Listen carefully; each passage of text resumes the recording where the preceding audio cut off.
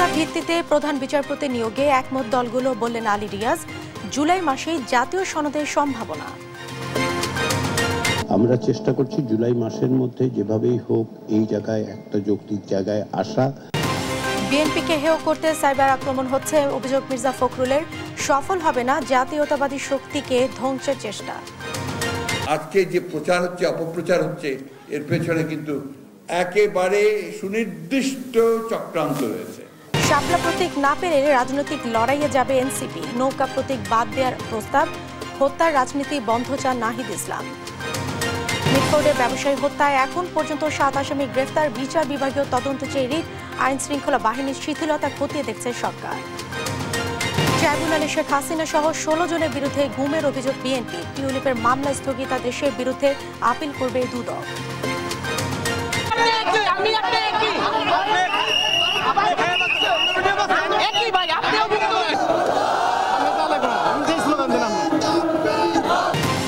রাজধানী বনানীতে পুলিশের সঙ্গে সিএনজি অটোরিকশার চালকদের সংঘর্ষ, আহত কমপক্ষে 10। দিনভর অবরোধে যাত্রী ভোগান্তি। এবং টি-20 সিরিজে সমতায় ফিরল বাংলাদেশ। ডাম্বুলায় শ্রীলঙ্কার বিপক্ষে 83 রানের জয়, 50 বলে 76 রান লিটনের। সংবাদ রাতে দেখছিলেন সংবাদ শিরোনাম, সঙ্গে আছে আমি জেসিকা আবেদিন। বিস্তারিত। জরুরি অবস্থা ঘোষণা এবং 5টি নির্দেশনা প্রেক্ষিতে প্রধান বিচারপতি নিয়োগের ইস্যুতে ঐক্যমত্যে পৌঁছেছে রাজনৈতিক দলগুলো। তত্ত্বাবধায়ক সরকার ফিরিয়ে আনার ব্যাপারে সবাই একমত হলেও সরকার প্রধানের নিয়োগ প্রক্রিয়া নিয়ে আরও আলোচনা দরকার বলে মনে করছে রাজনৈতিক নেতাদের। সাইফুর রিপনের প্রতিবেদন। রাজধানীর ফরেন সার্ভিস একাডেমিতে জাতীয় ঐকমত্য কমিশনের দ্বিতীয় ধাপের দ্বাদশ বৈঠকের আলোচনার বিষয়বস্তু ছিল জরুরি অবস্থা ঘোষণা, প্রধান বিচারপতি নিয়োগ ও তত্ত্বাবধায়ক সরকার ব্যবস্থা যৌক্তিক সমাপ্তি এবং একটি জাতীয় সনদ তৈরি করা সম্ভব হবে। প্রথমার্ধের আলোচনায় জরুরি অবস্থা ঘোষণা ইস্যুতে ঐকমত্য গড়ে ওঠার তথ্য জানান রাজনৈতিক দলের নেতারা। জরুরি অবস্থা ঘোষণা সংক্রান্ত সংবিধানের আর্টিকেল 141 ক সংশোধনের ব্যাপারে সব রাজনৈতিক দল একমত পোষণ করেছে এবং এটা আগের ঐকমত্য ঘোষণা হচ্ছে। দ্বিতীয়, যে এই জরুরি অবস্থা ঘোষণা যেন রাজনৈতিক হাতিয়ার হিসাবে ব্যবহৃত না হয় সে ব্যাপারেও ঐকমত্য পোষণ হয়েছে আগে। কিন্তু এর প্রেক্ষিতে কি কি পরিবর্তন সংবিধানে আনতে হবে সেই বিষয়গুলোতে আগে বিস্তারিত আলোচনা হয়েছিল, কিন্তু ঐকমত্য আসা যায়নি। আজকে যেটা কনক্লুশনে আসা গেছে, অভ্যন্তরীণ গোলযোগটার পরিবর্তে এখানে স্বাধীনতা, সার্বভৌমত্ব এবং ভৌগোলিক অখণ্ডতার প্রশ্নে এই শব্দটা যোগ হবে এবং একই সাথে প্রাকৃতিক দুর্যোগ ও মহামারী এটাও এখানে যুক্ত হচ্ছে। সেখানে আমাদের প্রস্তাব ছিল যে ক্যাবিনেটে প্রধান বিরোধী দলীয় নেতা বা নেত্রী যিনি থাকবেন, যার স্ট্যাটাস একজন মন্ত্রীর সমান, তিনি সেখানে অন্তর্ভুক্ত থাকবেন। এখন প্রশ্ন আসছে যদি উনি না থাকতে পারেন, তখন আমরা অল্টারনেটিভ বলেছি যে উনি যদি না থাকতে পারেন কোনো কারণে, তাহলে deputy leader of the opposition যিনি আছেন, যার স্ট্যাটাস প্রতিমন্ত্রী, তাহলে উনি সেখানে থাকবেন। তো এতে করে একটা সরকার এবং বিরোধী দলের মাধ্যমে একটা ন্যাশনাল ক্যারেক্টার বা সেইফ এখানে আসছে। প্রধান বিচারপতির নিয়োগ নিয়েও কয়েকটি নির্দেশনা নির্দিষ্ট করে ঐকমত্যে পৌঁছানোর কথা জানান রাজনৈতিক দলের নেতারা। তাদের যে অরিজিনাল প্রস্তাব ছিল কর্মে প্রবীণতম জ্যেষ্ঠতম বিচারপতিকেই প্রধান বিচারপতি হিসেবে নিয়োগ করা হবে, কিন্তু এখানে একটি ডিসেন্ট ভয়েস দেওয়া হয়েছে যদি কোনো দল তারা ক্ষমতায় গিয়ে ইশতেহারে থাকে, তখন তারা ক্ষমতায় গিয়ে সংবিধান সংশোধনের মাধ্যমে জ্যেষ্ঠ দুজনের মধ্যে যে কোনো একজনকে প্রধান বিচারপতি হিসেবে নিয়োগ দেওয়ার বিধান সংযুক্ত করতে পারবেন। কিছুটা অ্যাকোমোডেট করেই আমরা সবাই একমত হয়েছি। এখন প্রথম কথা হচ্ছে যে জ্যেষ্ঠতম যিনি তাকে নিয়োগ দেওয়া হবে, ফুল স্টপ। সেকেন্ড, কোনো কারণে যারা ক্ষমতাসীন থাকবেন তারা যদি ফিল করে, তাহলে 2-এর একজনকে করার প্রভিশন থাকবে, তবে এটা সংবিধান সংশোধন করে করতে হবে। সিনিয়র মোস্টকে বিচারপতি, প্রধান বিচারপতি হিসাবে রাষ্ট্রপতি নিয়োগ দিবেন, তবে কোনো দল তার নির্বাচনী ইশতেহারে উল্লেখ করে যদি ম্যান্ডেট প্রাপ্ত হন, তখন সেই দল যদি ম্যান্ডেট প্রাপ্ত হয় তখন তারা 2 জনের প্রভিশনটা সংবিধানে রাখতে পারবেন। তো সেখানে ওই 70 অনুচ্ছেদে যেমন নোট অফ ডিসেন্ট দিয়ে আমরা একমত হয়েছিলাম, এটাও অনেকটা তার কাছাকাছি। তত্ত্বাবধায়ক সরকার ফিরিয়ে আনার ব্যাপারেও সবাই একমত, তবে সরকার প্রধানের নিয়োগ প্রক্রিয়া নিয়ে আরও আলোচনা দরকার বলে মত দেন তারা। মঙ্গলবারে তত্ত্বাবধায়ক সরকারের বিষয়টা আলোচনা হবে। সাইফুল রিপন, দেশ টিভি, ঢাকা। দেশ থেকে জাতীয়তাবাদী শক্তিকে ধ্বংস করতে নানা চক্রান্ত চলছে বলে অভিযোগ করেছেন বিএনপি মহাসচিব মির্জা ফখরুল ইসলাম আলমগীর। তারেক রহমানকে নিয়ে লেখা বইয়ের মোড়ক উন্মোচন অনুষ্ঠানে তিনি বলেন, বিএনপিকে হেয় প্রতিপন্ন করতে সাইবার অ্যাটাক হচ্ছে।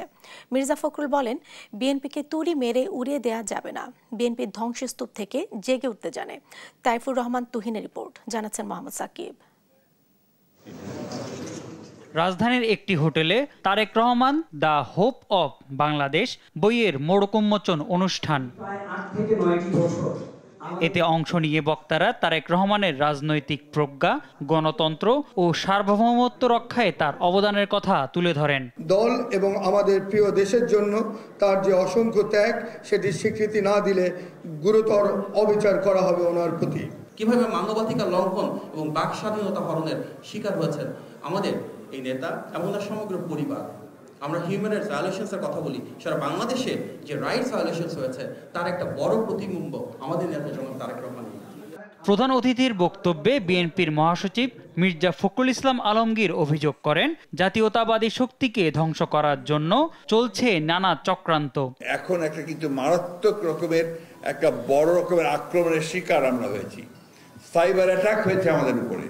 চতুর্দিক থেকে একটা পরিকল্পিতভাবে বিএনপিকে হেয় প্রতিপন্ন করবার জন্যে, বিএনপিকে উড়িয়ে দেওয়ার জন্য, এবং সবচেয়ে মারাত্মক যেটা, ফর দ্য ফার্স্ট টাইম এবার আমাদের নেতা তারেক সাহেবের উপরে আক্রমণ হয়েছে।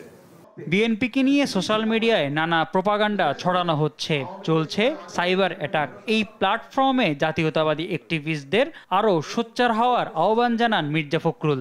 আমাদেরকে সোশ্যাল মিডিয়া প্রচন্ডভাবে প্রভাবিত করছে আমাদের। মোহাম্মদ সাকিব, দেশ টিভি, ঢাকা। ঢাকা শহরে চেয়ার টেবিলে বসে কেউ দেশের মানুষের ভাগ্য পরিবর্তন করতে পারবে না, ভাগ্য পরিবর্তন করবে নির্বাচিত প্রতিনিধিরা। এ মন্তব্য বিএনপির স্থায়ী কমিটির সদস্য আমির খসরু মাহমুদ চৌধুরীর। রোববার বিকেলে চট্টগ্রাম মহানগরের এলজিইডি মিলনায়তনে বিএনপির কেন্দ্রীয় ভাইস চেয়ারম্যান আব্দুল্লাহ আল নোমানের স্মরণ সভায় কথা বলেন তিনি। আমির খসরু বলেন, যারা জিয়াউর রহমান ও তারেক রহমানকে ছোট করার চেষ্টা করছে, তাদের এই রাজনীতি বাংলাদেশে চলবে না। নির্বাচন বাধাগ্রস্ত করতে চায় যারা, তাদের দেশের জনগণ প্রত্যাখ্যান করবে বলেও মন্তব্য করেছেন আমির খসরু মাহমুদ চৌধুরী।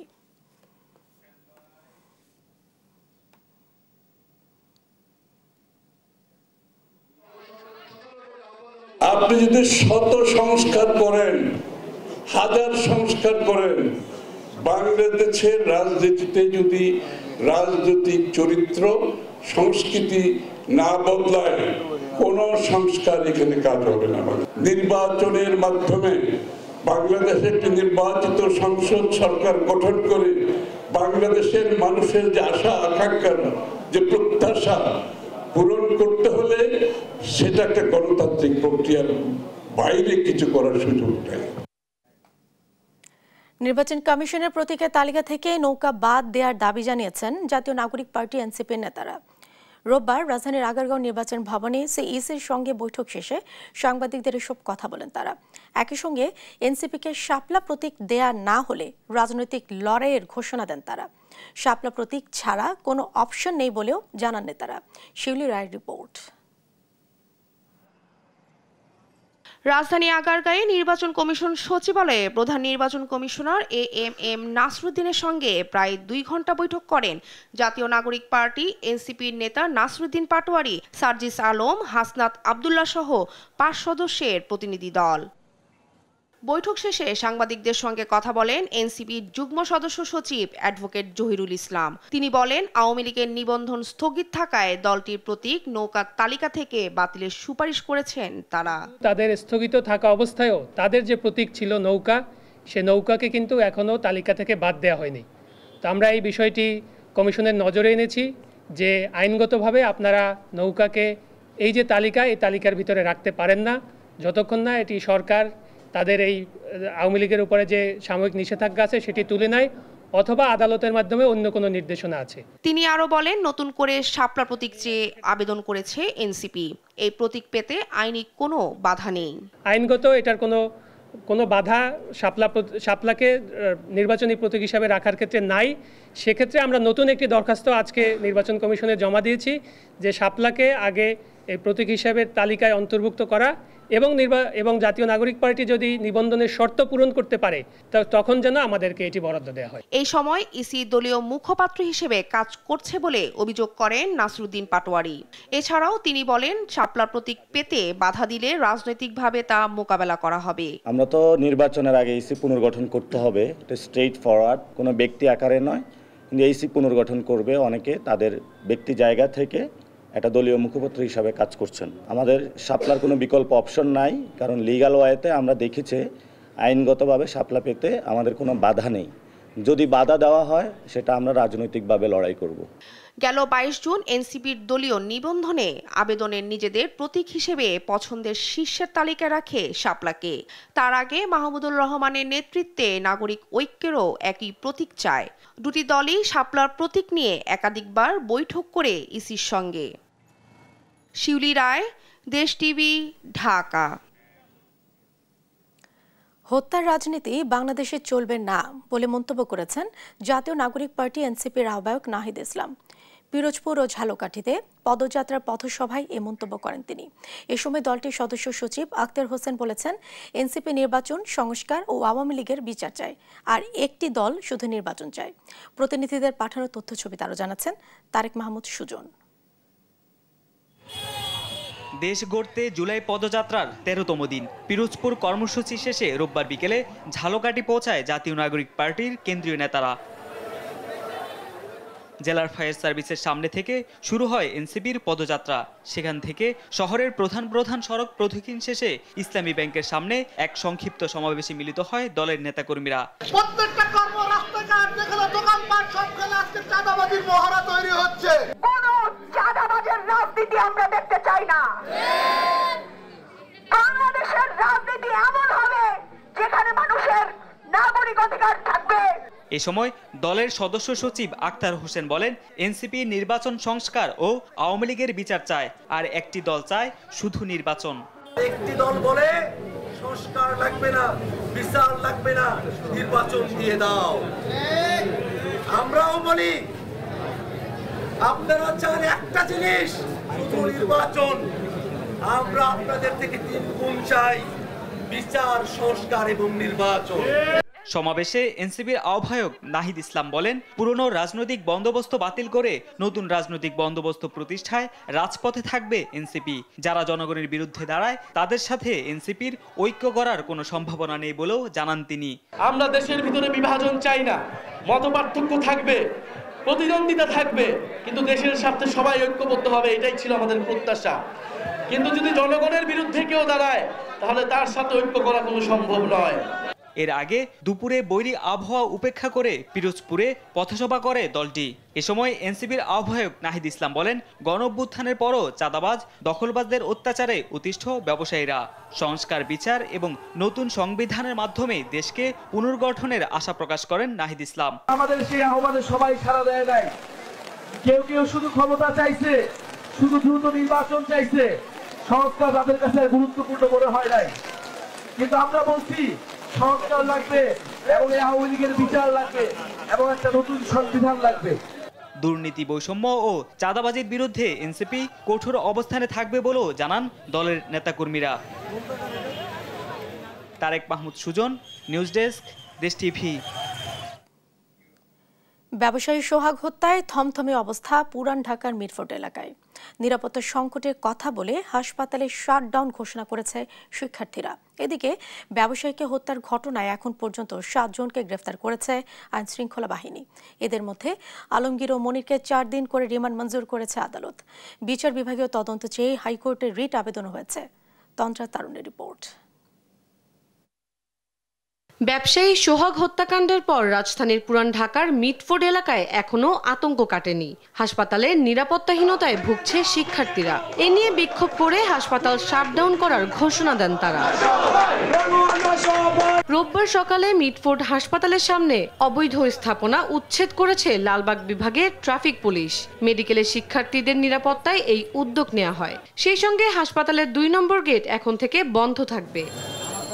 এদিকে সোহাগ হত্যার ঘটনায় গ্রেপ্তার অভিযান অব্যাহত রেখেছে পুলিশ। রাজীব ও সজীব নামের দুজনকে নেত্রকোনা থেকে গ্রেপ্তার করে ডিবি। পরে তাদের কোতোয়ালি থানায় হস্তান্তর করা হয়। এ নিয়ে মোট 7 জনকে গ্রেপ্তার করেছে আইনশৃঙ্খলা বাহিনী। ব্যবসায়ী সোহাগ হত্যার ঘটনা তদন্তে উচ্চ ক্ষমতা সম্পন্ন বিচারিক কমিশন গঠনের নির্দেশনা চেয়ে রিট করা হয়েছে। সুপ্রিম কোর্টের আইনজীবী ইউনুস আলী আকন্দ হাইকোর্টের সংশ্লিষ্ট শাখায় এই রিট করেন। সারা দেশে চাঁদাবাজি বন্ধ ও হত্যার বিচারের দাবিতে বিক্ষোভ করেছে ঢাকা কলেজের শিক্ষার্থীরা। ক্যাম্পাসের মূল ফটকের সামনে থেকে মিছিল নিয়ে বের হয়ে সায়েন্স ল্যাব ঘুরে আবারও একই স্থানে এসে যা শেষ হয়। ছাত্র সমাজের কাছে কোনো অন্যায়ের ঠাঁই নাই নাই নাই। ছাত্র সমাজ কোনো রাজনৈতিক দলকে ভয় পায় না। আমরা কোনো রাজনৈতিক দলকে ভয় পাই না। এখনো সময় আছে। যারা দেশ অরাজকতা শুরু করেছে, সে যে দলই হোক, বিএনপি, শিবির, এনসিপি, আপনারা ভীত হন। আপনার ইতিহাস থেকে ভীত হন। এছাড়াও দেশের সমসাময়িক বিষয়ে আনসার সদর দপ্তরে সংবাদ সম্মেলন করেন বাহিনীর মহাপরিচালক মেজর জেনারেল আব্দুল মোতালেব সাজ্জাদ মাহমুদ। সোহাগ হত্যার বিষয় বলেন, হত্যাকাণ্ডের সময় ওই এলাকায় কোনো আনসার সদস্য ডিউটিতে ছিলেন না। ওখানে আমাদের আনসারের তো কোনো ব্যত্যয়ের কোনো সুযোগই নাই। আমি ওখানে ডিউটি নাই, how can I make someone responsible? And it is not area defence. আমি যেটা বললাম, এরিয়া প্রোটেকশন তো না। It is not area protection, it goes based on the roster. যে কে কোথায় দাঁড়াবে এটা পুরো হাসপাতালের ডিউটি রোস্টারে ফিক্স করা আছে। আমাদের গেটে ছিল 2টা পর্যন্ত ডিউটি, ঘটনা হয়েছে বিকালে 5টার পরে। ওই সময় তো ওই জায়গায় নাই লোক। Then how can you make a ব্যত্যয়? How can you make a someone responsible? Anyone who is with the uniform supposed to react. But সেই রিয়াকশনের তো সুযোগ আলটিমেটলি পায় নাই, কারণ পাশেই সে যখন চলে গেছে হসপিটালের ডিরেক্টর বলছে ওকে ফরগেট ইট, বিকজ এই ধরনের ঘটনা তো ওনারা আগে দেখছে। আনসারকে শাড়ি ও চুড়ি দেওয়ার বিষয় নিয়েও মন্তব্য করেন তিনি। তন্দ্রা তারুণ্য, দেশ টিভি, ঢাকা। আজ থেকে সারা দেশে চিরুনি অভিযান শুরুর ঘোষণা দিয়েছেন স্বরাষ্ট্র উপদেষ্টা জাহাঙ্গীর আলম চৌধুরী। রোববার সচিবালয়ে আইনশৃঙ্খলা সংক্রান্ত উপদেষ্টা পরিষদ কমিটির সভা শেষে তিনি এই সিদ্ধান্তের কথা জানান। অন্যদিকে বিদ্যুৎ, জ্বালানি ও খনিজ সম্পদ উপদেষ্টা মোহাম্মদ ফজল কবির খান জানিয়েছেন, এনবিআরের আন্দোলনকে সরকার বিরোধী আন্দোলনের রূপ দেওয়ার ষড়যন্ত্র ছিল। নাইম আফসানের রিপোর্ট। রোববার সচিবালয়ে আইনশৃঙ্খলা সংক্রান্ত উপদেষ্টা পরিষদ কমিটির 11তম সভা করেন স্বরাষ্ট্র উপদেষ্টা জাহাঙ্গীর আলম চৌধুরী।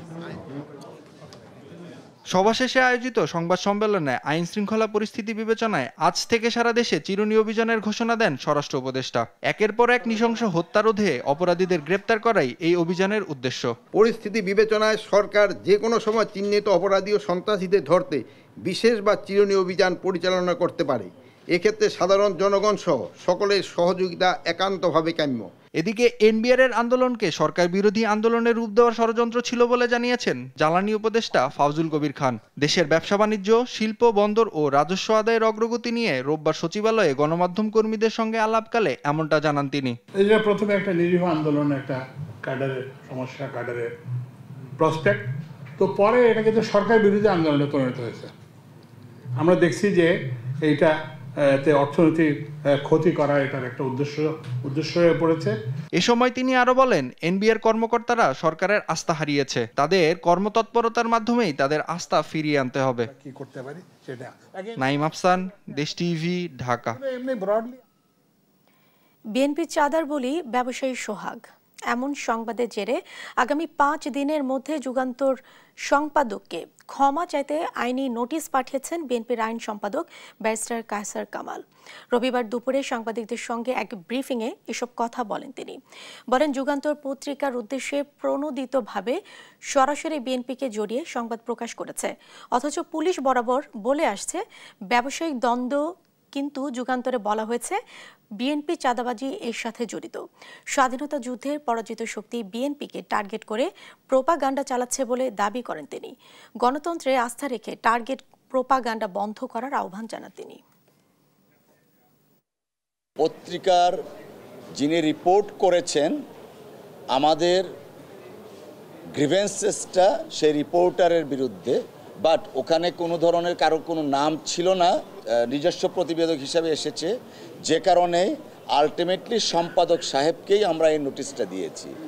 আগামী 5 দিনের মধ্যে যদি উনি পাবলিকলি ক্ষমা না চান এবং যে জায়গায় এই রিপোর্টটা ছাপানো হয়েছে সেই একই জায়গায় ওনার পাবলিকলি একই কলামে একই সিস্টেমে ক্ষমা চাইতে হবে।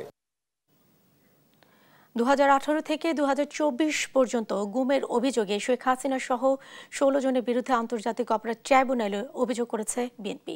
এদিকে রংপুরে আবু সাইদ হত্যার ঘটনায় 2 আসামি অন্য মামলায় গ্রেফতার থাকায় 22 জুলাই তাদের ট্রাইব্যুনালে হাজির করার নির্দেশ দিয়েছে ট্রাইব্যুনাল 2। সেই সঙ্গে পলাতক ভিসি হাসিবুল্লাহ সহ 24 জনের বিরুদ্ধে 7 দিনের মধ্যে পত্রিকায় বিজ্ঞপ্তি পাঠানোর নির্দেশ দেওয়া হয়েছে। সাবরিনা মজুমদার রিপোর্ট। শেখ হাসিনার 15 বছরের শাসনামলে গুম, খুন ও নির্যাতনের শিকার হয়েছেন বিএনপির বহু নেতাকর্মী। এমন অভিযোগের ধারাবাহিকতায় এবার 2018 থেকে 2024 পর্যন্ত 11টি গুমের অভিযোগ আনে বিএনপি। যেসব ঘটনায় সরাসরি জড়িত ছিলেন প্রধানমন্ত্রী শেখ হাসিনা, আইনমন্ত্রী আনিসুল হক, সাবেক আইজিপি বেনজির আহমেদ সহ 16 জন। গুম থেকে উদ্ধার পাওয়া কয়েকজন ভুক্তভোগী বর্ণনা দেন নির্মম নির্যাতনের সেই দিনগুলোর। আমি নির্যাতন, আমি অসুস্থ এখন, ঠিকমতো অনেক কিছু মনে রাখতে পারি না, সারা শরীর ব্যথা করে, অনেক মারধর করছে, হাঁটুতে ব্যথা করে, চলতে পারি না। আমি এর সুষ্ঠু বিচার চাই। আমাদের প্রচুর নির্যাতন করে, ইলেকট্রিক শর্ট দেই, পায়ে দড়ি বেঁধে উপরের দিকে রাখে, নাকে গুঁড়ো মশলা, রাঁধুনির যে মশলা, ওই মশলা আমার নাকের ভিতরে দেই, গরম পানি দিয়ে ইলেকট্রিক শর্ট দেই চেয়ারে বসে। তারপরে আমরা যেখানে প্রস্রাব করতাম, সবচেয়ে বড় কষ্টের ব্যাপার, আমরা যেখানে প্রস্রাব করতাম ওই প্রস্রাবের সাথে আমাদের ইলেকট্রিক শর্ট হতো।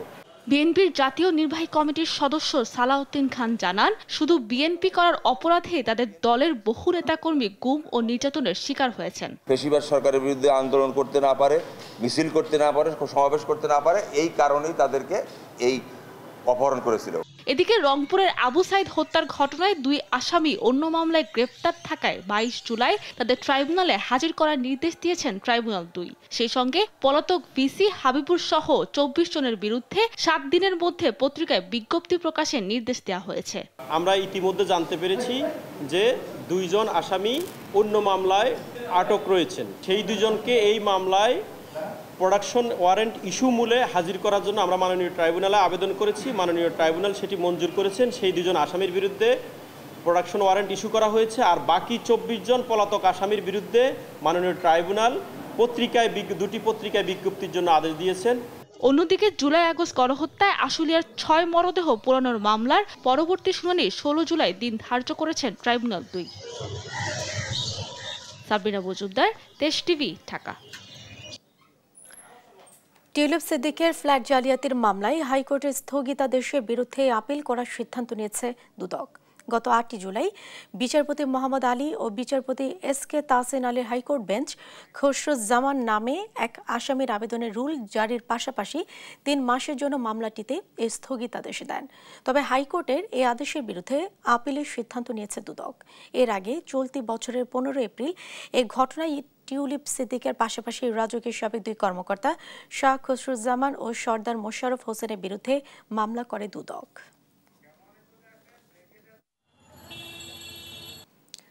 ঢাকা মেট্রো এলাকায় নিবন্ধিত সিএনজির বাইরে অতিরিক্ত সিএনজি অটোরিকশা চলাচলের অনুমোদনের দাবিতে সড়ক অবরোধ করেছে সিএনজি চালকরা। রবিবার সকালে বনানীর BRTA কার্যালয়ের সামনে সড়কের দুপাশে অবস্থান নেন তারা। এতে মহাখালী থেকে বিমানবন্দর এলাকায় যান চলাচল বন্ধ হয়ে গেলে চরম ভোগান্তিতে পড়ে সাধারণ মানুষ। এ সময় সড়কে যান চলাচল স্বাভাবিক করার চেষ্টা করলে পুলিশের সঙ্গে সংঘর্ষ বাধে আন্দোলনকারীদের। আলিমুজ্জামান সাফওয়ানের রিপোর্ট। রবিবার সকাল 10টায় ঢাকা মহানগরীতে নিবন্ধিত সিএনজি অটোরিকশার পাশাপাশি জেলায় নিবন্ধিত অটোরিকশা চলাচলের অনুমতি চেয়ে বনানীর চেয়ারম্যান বাড়ি এলাকায় বিআরটিএ ভবন ও এর আশপাশের সড়ক অবরোধ করেন চালকরা। ঘণ্টার পর ঘণ্টা সড়কে যান চলাচল থমকে যাওয়ায় চরম ভোগান্তিতে পড়ে সাধারণ মানুষ। এ সময় বিক্ষোভ উপেক্ষা করে যানবাহন চলাচলের চেষ্টা করলে শরীরে কাফনের কাপড় বেঁধে সড়কে শুয়ে পড়েন আন্দোলনকারীরা।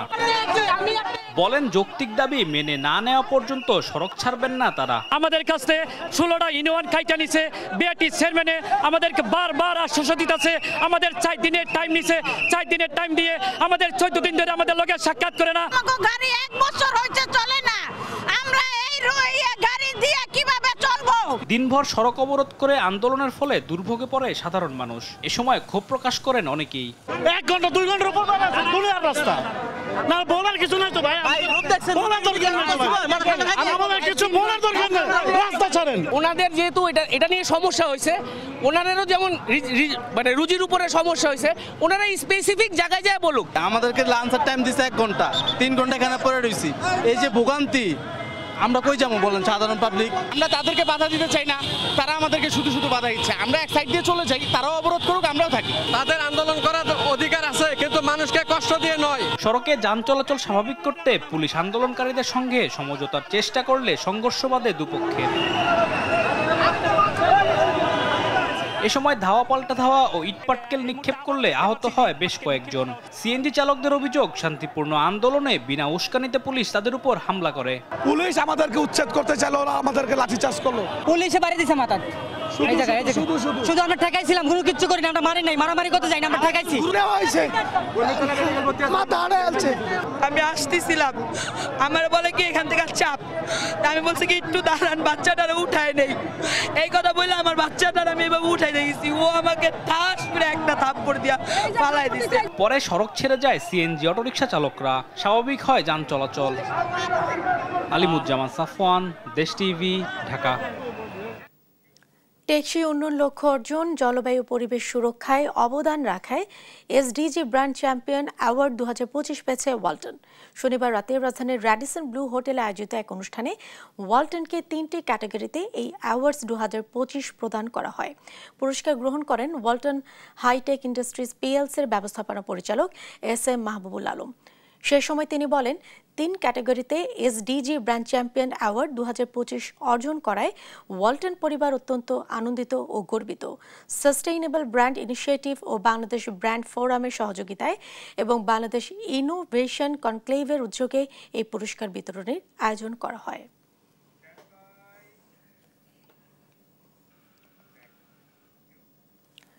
বাংলাদেশের most sustainable company of the year হিসেবে স্বীকৃতি অর্জন করেছে নিত্য ব্যবহার্য ভোগ্যপণ্য উৎপাদন ও বিপণনকারী প্রতিষ্ঠান ইউনিলিভার বাংলাদেশ লিমিটেড। শনিবার রাতে রাজধানীর র্যাডিসন ব্লু হোটেলে এসডিজি ব্র্যান্ড চ্যাম্পিয়ন অ্যাওয়ার্ডস 2025 অনুষ্ঠানে ইউনিলিভার বাংলাদেশকে পুরস্কৃত করা হয় সেরা টেকসই কোম্পানি হিসেবে।